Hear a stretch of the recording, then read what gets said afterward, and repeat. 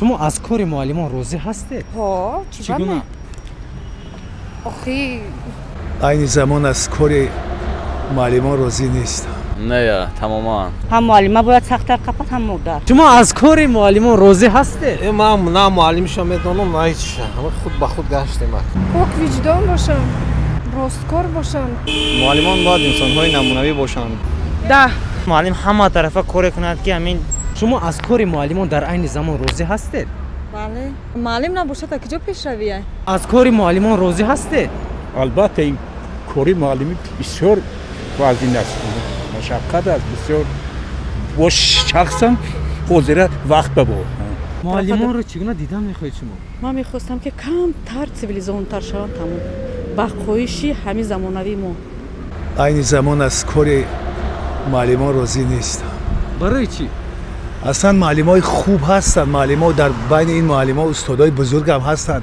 متاسفانه برای آنها امکانیت نیست. اصلا جوانا را گرفتن. جوانان میدونم که جوانان خوبن، اینا آینده ما، اما جوانا باید تجربه داشته باشن. بیرون از تجربه روزگار بهره بگیر. اینا تجربه کافی ندارن و باید که نسل استادای بزرگ باید تعلیم بدن، درس بگن، یعنی تربیت نمایند. متاسفانه استادای بزرگ از سر کار رفتن با هر بهانه، یا معاش به اونو ندادن. این همینجا اینستیتوت زبان ها است، در همونجا همه پیرمردای بیچاره یک معاش ناچیزترین 500 سامان میگیرن. آیا اجازه دارد که یک شخصیت بزرگ با همین معاش زندگی بکنن؟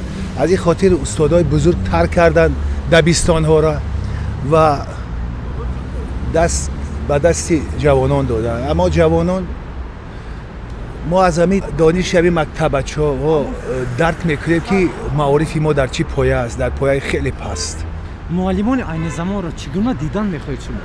من میخوام که استادان، معلمانی که دانشکده ها را به اتمام میرسونن باید افتخار ملی داشته باشند. در جای اول افتخار میهم پرستیشان بالا باشد. آنگاه میتونن اینا نسل ما را تربیه درست بدن. وقتی اینا افتخار ندارن و رویکی وطن را دوست میدارن یا سرزمینشان را، اینا نمیتونن که نسلی بزرگ و هوشمند تربیت نمایند. میخوام که اینها زیاد کتاب بخونن، جهانبینی وسیع داشته باشند، نه در یک دایره تاجیکستانی.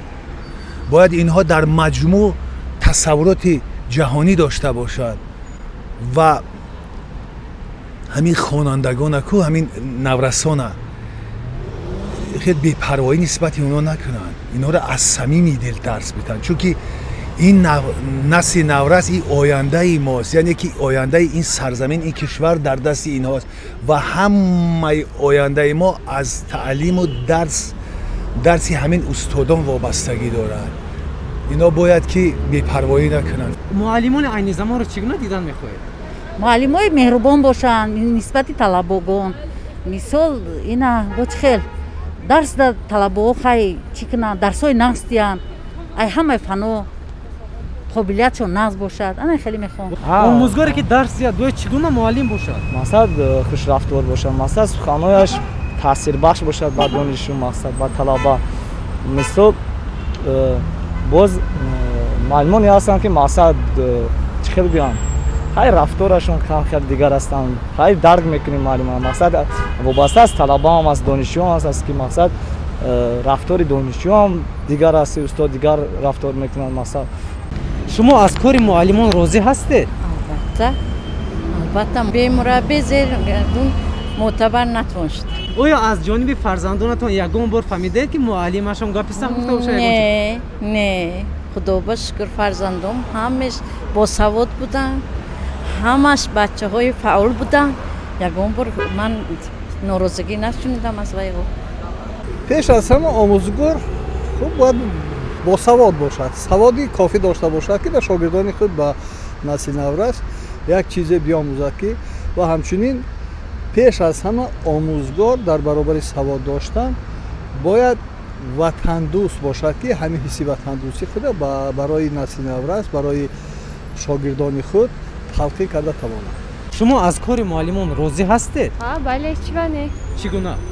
آخری معلمان درس میتن، ما راضییم.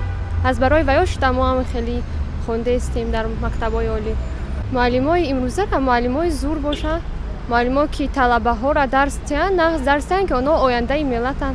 معلم همه طرفه کار کند که همین دانشجو خواه دانشجو باشد خواه طلبه مکتب باید به خود جلب کرده تونه با راه روان کند که باید دانش آموزه.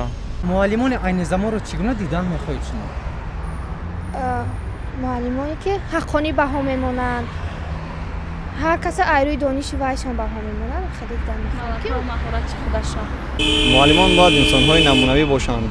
خب چون که آینده هر یک فرد جوان از معلم وابسته است. شما عین زمان از کار معلمان راضی هستید؟ خیلی درجان چونه برای چی که مثال دولت متنجی شگرانه خدا بوده که اون مکتب میخونن همه شگر. شما از کار معلمان راضی هستید؟ نه تماما. معلم کسی است که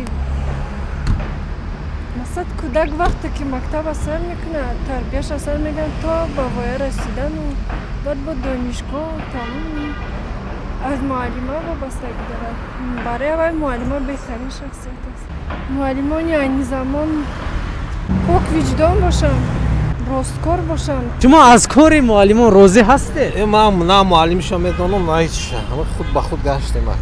Конечно, я очень благодарна, потому что это большой труд, большая работа. Благодаря им мы познаем мир, можно сказать. Это наши вторые родители, так сказать. Да, большой вклад они внесли. Самое главное, чтобы они больше требовали от нас, хотелось бы. Все? Да, этого, строгости хочется. شما از کار معلمان راضی هستید؟ ها چگونه؟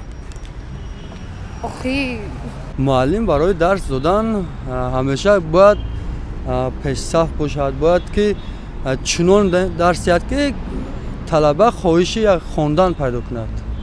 استاد باید طور مناسبت کند با خواننده که خواننده خود را به مثل معلم های پیشی حس نکند که او در زیر دست معلم است. خواننده باید خود را آزاد حس کند تا اینکه فکر عقیده های خویش را آزادانه به معلم بیان کند.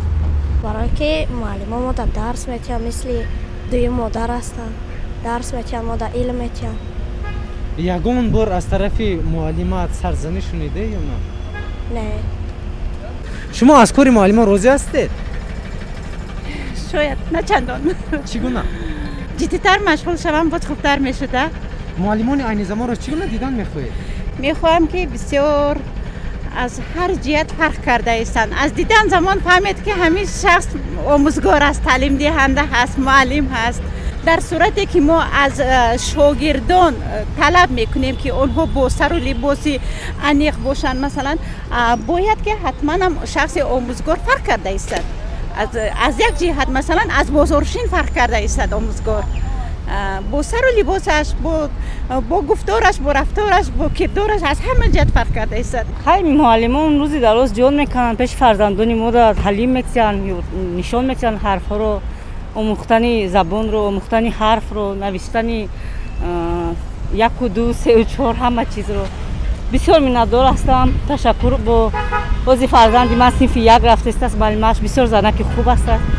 امروز من صاحبشانی که تبریکش کردم. بسیار منتدار هستم. هم معلمه باید سخت‌تر کپت هم مادر. معلم عین زمان باید چگونه شخص باشد، چگونه نفر باشد برای درس دادن؟ خوب، رفتارش خوب باشه. اما وقت باید طلبه را دستگیری کنه. اما نسبت دانشجویان چگونه باشه؟ دانشجویان همه خیلی باید کم سختگیری کنه که هم طلبه بخونه درس. معلمای عین زمان خیلی تربیت نقص کنن فرزندای ما. این دخترشتون است؟ معلمت رو دوست می‌داری؟ ها. چگونه درس می‌دهد به تو؟ زور دست. یعنی یگان شکایت نداری از معلمت؟ نه. در صف چند میخونی؟ صف 1.